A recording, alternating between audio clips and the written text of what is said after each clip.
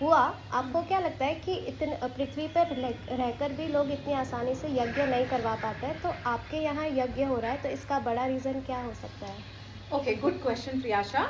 सो हमारी भतीजी पूछ रही है कि पृथ्वी पे कई लोग हैं पैसे वाले, यज्ञ करवा सकते हैं फिर भी नहीं करवा पाते हैं, और यज्ञ इतनी आसानी से हो नहीं पाते हैं। तो ये हमसे पूछ रही है ऐसा मैंने क्या किया जो मेरे यहाँ यज्ञ हो रहा है।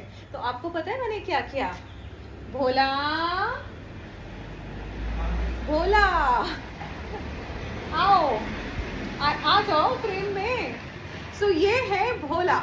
और कब आए थे तुम हमारे यहाँ काम करने भोला? 2-3 साल हो गए? 2.5-3 साल से ये मेरे घर में है और इनका नाम है भोला। ये मेरे सब्सक्राइबर हुआ करते थे यूट्यूब के, और भोलेनाथ था ना तुम्हारा आईडी? इनका आईडी था भोलेनाथ, और ये मुझे यूट्यूब पे कमेंट करते थे मुझे अपने यहाँ काम दे दो, काम दे दो, काम दे दो। और उस वक्त हमारे एक बहुत अच्छा ऑलरेडी स्टाफ था।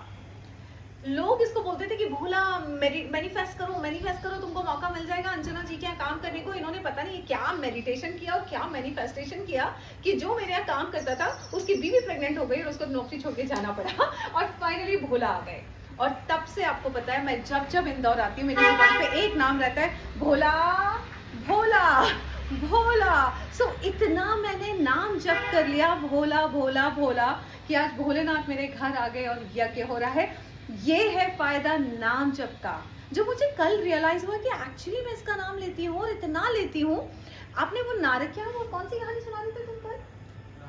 थोड़ा जोर से बताओ, कौन सी कहानी थी राम की?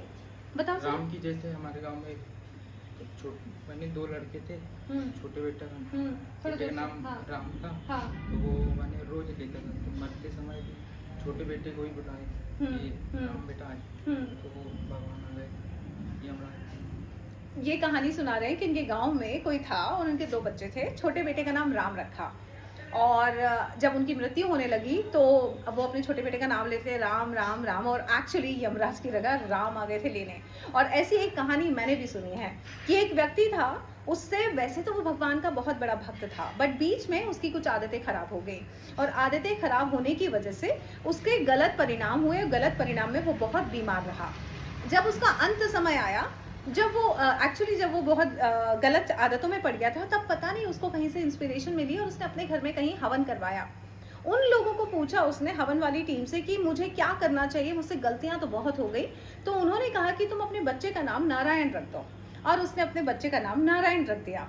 जब उसका अंतिम समय आया तो वो आवाज लगा रहा था अपने बेटे को, नारायण नारायण नारायण, और उस वक्त यमराज निकल रहे थे उसको लेने के लिए।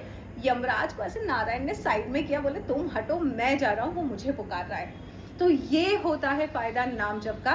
तो मुझे ऐसा लगता है कि ये वीडियो इसलिए है कि शायद आप भी एक नाम जप शुरू कर दीजिए, चाहे आप भोला भोला बोलते रहे, कभी ना कभी आपके घर में भोलेनाथ आएंगे और बड़े बड़े काम करवा देंगे। ये है नाम जप के फायदे। करेक्ट भोला भोलेनाथ। और आई थिंक यही रीजन है कि पहले के जमाने में जो नाम रखे जाते थे घर में, लक्ष्मी, सरस्वती और क्या, गणपति, आजा गणेशा, पहले भगवान के नामों पे ही नाम रखे जाते थे, जिससे आपकी जुबान पे हर वक्त भगवान का नाम हो और उस तरह से आपका नाम जब हमेशा चलता रहे। तो अब अगर आप प्रेग्नेंट हैं या कोई बच्चा होने वाला है, कोशिश कीजिए देवी देवताओं के अच्छे नाम रखने का, जिससे आपकी जुबान पे भगवान का नाम हर रोज आने लगे। और जब आपका अंतिम समय आए तो यमराज की जगह वही देवी देवता आए जिनका नाम आप जप रहे हैं अपने बच्चे के रूप में।